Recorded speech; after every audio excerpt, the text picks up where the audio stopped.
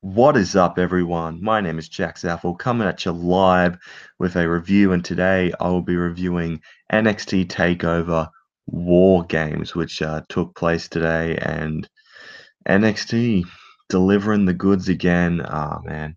NXT's takeovers this year have just been off the fucking chain. Like, I know they usually are, but this year they've stepped it up, man, and this one really lived up to the expectations that was set. There were just heaps of good matches. Just about every match delivered on this show. And you know what? This is just going to be a quick review, this one. So let's just jump right into it. So first match was Kassius Ohno versus Lars Sullivan. Decent match. It was good. It was a good match to build up Lars Sullivan as, you know, the big scary monster that they're trying to promote on NXT. So that was all good. It all ended when Kassius Ohno went to go for his discus elbow, and he got caught into a freak accident, which is Sullivan's finisher to pick up the win, which fine by me. Kind of expected that was how the match would end. If they, I hope they keep building up for Lars Sullivan in the future and have him just run through the entire NXT locker room. I think that'd be really cool, just to see who's going to try and step up and try to defeat Lars Sullivan. So, yeah, good character development for him there, and yeah, a good win for Lars Sullivan to keep him strong. Then after that was just a fucking incredible match. Aleister Black versus the Velveteen Dream, aka Patrick Clark from 2015's Tough Enough. And the storytelling in this match was some of the best storytelling I've seen in a wrestling match in a while, man. Probably the last match that I can remember that had really great storytelling was probably Kevin Owens versus Sami Zayn at Battlegrounds, or something like that. So, um, yeah, man, just the whole story of just the Velveteen Dream just wanting Aleister Black to recognize him and to say his name. That's all he wanted throughout this entire match. Was like anytime like Aleister Black was worn out or like was tied up in the ropes, Velveteen Dream would just scream at him, "Say my name," and all that stuff, because that's just what he wants. He wants his recognition. And Aleister Black, he didn't let up, man. He was This was very stiff type of match with the hits and everything. It was really good. Velveteen Dream had a very Rick Rude inspired get up with having Aleister Black kind of sprayed on one side of his pants and his face on the other side. So, and not only that, he was gyrating his hips as well, and even hit a rude awakening. And one of the cool things about this match was, and this is why the storytelling was just off the fucking chart. Aleister Black went for like a backflip from the middle rope, and then sat in that like sitting position he does, and then Velveteen Dream went in that sitting position, and then Aleister Black started doing Velveteen Dreams, like very flamboyant kind of stuff, and Velveteen Dream was kind of taken off guard. It was just fantastic, man. Also, Velveteen Dream hit such a good Death Valley driver, which almost beat him.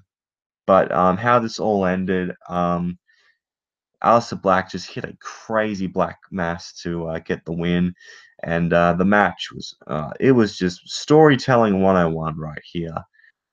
And the best thing about it, after the match is over, Aleister Black is sitting in the ring. He looks at Velveteen, who's crawling towards Aleister. He grabs the microphone and he says, "Enjoy infamy, Velveteen Dream," and then drops the mic and leaves. So he got what he wanted in the end, which was just the cherry on top for me. I thought that was just awesome to see. Like, Velveteen Dream became a star tonight, and I hope they keep going with this momentum, because he is a very interesting character, man. Very Prince inspired, very Rick Rude inspired. Just the flamboyance and the way he acts when he comes out to the ring. He just wants people to know who he is and make a name for himself, which is what you want to do in a place like NXT. It makes sense for him. And as for Aleister Black, I think he's one of the top contenders for the championship right now. He's in the top echelon of the guys in NXT right now. So yeah, I'm very excited to see where Velveteen Dream is going and with Aleister Black, because this match was just fucking awesome. Next was the Fatal 4-Way match for the NXT Women's Championship. It was Kairi Sane, the winner of the Mae Young Classic, versus Ember Moon versus Peyton Royce versus Nikki Cross. And this was a great match. This was a really damn good match. All the girls just went at it in this one. Ember Moon hit just this mean looking power bomb on Nikki Cross onto the concrete outside. I mean, oh man, I couldn't imagine how much that would hurt. And there was during the ending of this match, there was Kairi Sane hit an elbow drop on Peyton Royce, but she pins Nikki Cross for some reason, which I didn't really get. But the coolest bit about this whole match was at the end, Ember Moon was on the top and hits her eclipse move, which is like she jumps off the top rope and hits like a stunner kind of thing. She hits it on both Peyton Royce and Nikki Cross at the same time, pins one of them, and becomes the new NXT Women's Champion, which it makes sense. I mean, if anyone was going to win it, it was going to be her. I know I did predict Peyton Royce to win just because I thought NXT would throw a surprise, which they did um, throughout the night, but it wasn't in this match. But you know what? I am more than happy to see Ember Moon as NXT Women's Champion. It was a long time coming for her. Let's just say that. And yeah, the coolest bit about this was Asuka was in the crowd just watching the show, and she hands over the NXT Women's title that she vacated and hands it over to Ember Moon. I thought that was a good, it was like their feud had come full circle, like it was really cool. So yeah, nothing but positive things about that match. Better, one of the best women's matches on NXT in my opinion that I've seen this year. And we've seen some good women's matches on NXT. So yeah, great job with these 4 women involved. And yeah, great match. Go check it out. What else was a great match was the NXT Championship match between Drew McIntyre and Andrade Almas with Zelena Vega in his corner. And Zelena Vega has been the missing link to Andrade Cien Almas' character, man. She's brought so much character to him, and he's improved so much more because of her. So I'm happy that these two are together. And by together, I don't mean like as in a couple or anything, because they haven't really hinted anything that could be a couple. It seems like she's just a manager who is extremely attractive, by the way. So something that really something that like really interested me was there was a spot in the match where there was like a power bomb, because Drew McIntyre went for like a lot of power bombs in this match, and he got reversed into a head scissors into the ring post, which looked really good. And then Almas hits this beautiful moonsault onto the outside, which looked great. And then he hit some knees into the corner where McIntyre was laying. He goes to the pin and he kicks out, which I thought that was it. Drew retaliates with a future shock DDT, and Almas holds up the belt outside. And I'm like, why did he go onto the outside just to hold up the belt? When what actually happened, Zelena Vega runs into the ring and hits a head scissors on Drew McIntyre while the ref's not looking, because he's too busy looking at Andrade Almas, because he's like, wait, is he going to bring the title inside the ring, get himself disqualified, whatever? And then what happens? He hits the hammerlock DDT.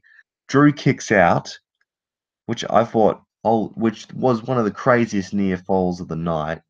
Then McIntyre hits the running knee, and Vega puts Almas's foot in the rope, because that I almost thought was it. And then I think McIntyre, from what I've heard, he's torn like his bicep, or he tore something in the match. So I think they may have called an audible and just been like, Yeah, screw it. Just have Almas win. Because what happened after that was Andrade hit a cradle DDT off the top and wins the match. He's the new NXT champion, which that was interesting, which was a shocking win. I was not expecting him to actually win it. I thought McIntyre was going to retain. So, which on one hand is very disappointing because now Drew McIntyre is going to be injured, which sucks for him, and which I don't like seeing. I don't like seeing wrestlers getting injured. But what an opportunity for Andrade Almas, man. Like, I reckon what they should do after this, because I thought we are going to get McIntyre versus Adam Cole, but now that McIntyre is no longer champion, have Almas versus Gargano in the main event. Have Gargano wrestle him for the NXT Championship. Maybe Gargano wins it from him, and then he goes into a world title feud with Tommaso Ciampa when he decides to come back. Because I mean, that's going to be a huge feud between Gargano and Ciampa. That's been the main feud we've all been waiting for. But moving on to Almas, man, he has gone through a huge change since he debuted like mid last year at TakeOver the End, because he started off as a babyface, which he was a fine babyface, but the fans weren't connecting to him. I feel like he was missing something, and he didn't really have a lot of flavor to him. Like, he was a great wrestler, but his character was lacking compared to some of the other characters that were on NXT at the time when he debuted. But now that he's got Zelena Vega in his corner, it's almost like it's made him better in a way. And so him winning the NXT title has kind of just shown how good Zelena Vega has become as a manager, and how she's been able to help Andrade Almas, win his matches and all that. So, yeah, congratulations to him to becoming NXT champion, and congrats on having a great match with Drew McIntyre. And then we get to the main event, which was the WarGames match. This match was fucking psychotic in every great way possible. So it was Sanity versus the Authors of Pain and Roderick Strong. Roderick Strong even wore the Authors of Pain gear versus the Undisputed Era. This was absolutely nuts. So how they had it all set up, they had 3 shark cages set up at the front of the stage, and 2 members from each team got put in there, while the main guy from each team started off in either one of the 2 rings. And one complaint that I got about the new war game setup is that there's no roof over it. Like, I was talking to Billy Marcus about it, and he was pissed about it, which I understand. For war games, it makes sense to have like a cage roof over the top, but like, this is a new era of war games. This is like NXT's version of war games, so they're going to change it up a little bit, because the wrestling style since back then has changed a lot, and I feel like they maybe wanted to get the guys to do stuff from the top of the cage and do that kind of stuff. Maybe get more room for them to do like suplexes instead of them like hitting their feet on the roof or something like that. I mean, it didn't bother me as much as some other people, but I can understand why people would not be thrilled with that. So yeah, understandable, I guess. But this was absolute chaos, man. I mean, it was starting off pretty good, like just with the 3 teams coming in. But as soon as Sanity started getting involved, that's when things got out of hand. They just threw in every weapon you could imagine in WWE. Chairs, tables, you even got like the big boss man's like thing he used to come out with, like baton thing, I don't know. Um Even brought out the tables. They brought out everything. They brought out a chain. Like, it was crazy. And just the Authors of Pain just threw everyone from the one ring to the second ring, which was great. Just there was an Armageddon arm breaker with the chain that I think Kyle O'Reilly put on Eric Young, and he put on one of the members of Sanity, and Young hits the elbow to break it up. There was a moonsault by Bobby Fish to break up Young's pin, which looked great. The Authors of Pain hit a super collider with like Dane in the middle between the two rings, which looked great. And so there was just this crazy spot, which was one of the best spots of the night. There was these two Towers of Doom with like all the members involved in the match, like 4 on one side, 4 on the other, and Adam Cole is just in the middle, and he's just looking at them laughing, like, aha, you got hurt, and all that kind of stuff. And oh man, that was this crazy spot. There was a German suplex off the cage, not on top, but off the cage through a table by Alexander Wolf, which looked great. But what wasn't great for Alexander Wolf, the back of his head must have hit one of the tables because it was just covered in blood. Like, it was cringe to see. Like, I don't know, I mean cringe is in a bad way, but like cringe is in just it's not good seeing the back of someone's head cut open. O'Reilly got hit with a coast to coast with a trash can in front of him. There was probably the craziest match of the craziest spot, I mean, of the entire match was the superplex off the top of the cage onto everyone involved. That was just crazy, man. I think it was like Adam Cole and Roderick Strong, because Adam Cole was trying to escape, which I don't know why, because the rule was if you were to escape, your team would forfeit the match. So I don't know why Adam Cole did that. Maybe to stay clear from the carnage. But how this all ended was there was a running knee to Eric Young with a chair in front of his face, and the Undisputed Era wins. So I think the plan for that going forward, if Drew McIntyre would have retained, was probably be McIntyre versus Cole for the title.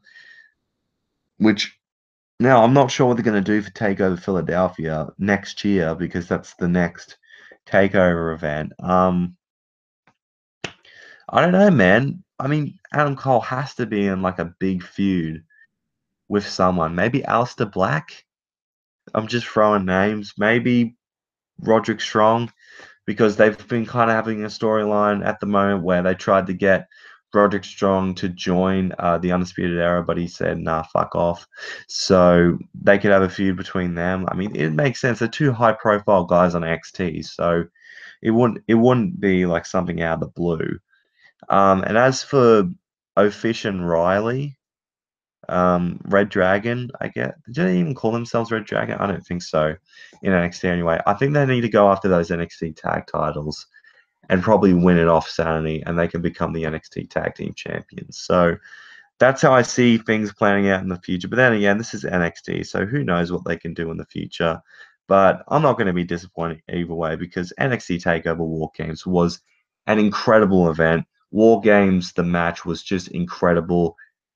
Absolute carnage in the best way possible, and I loved it. It was a great match. So yeah, I think we're going to wrap up this review. I hope you guys have enjoyed. If you did, make sure to leave a like, comment down below your thoughts on NXT TakeOver WarGames. What was your favorite match? Tell me down below. And if you want to see more from me, hit that subscribe button. You'd be glad you did. Twitter and Instagram is at JackAmanLaw31 if you want to check me out there. Thank you so much for watching. I'll see you for my Survivor Series review whenever I post that. And I'm out in 3, 2, 1.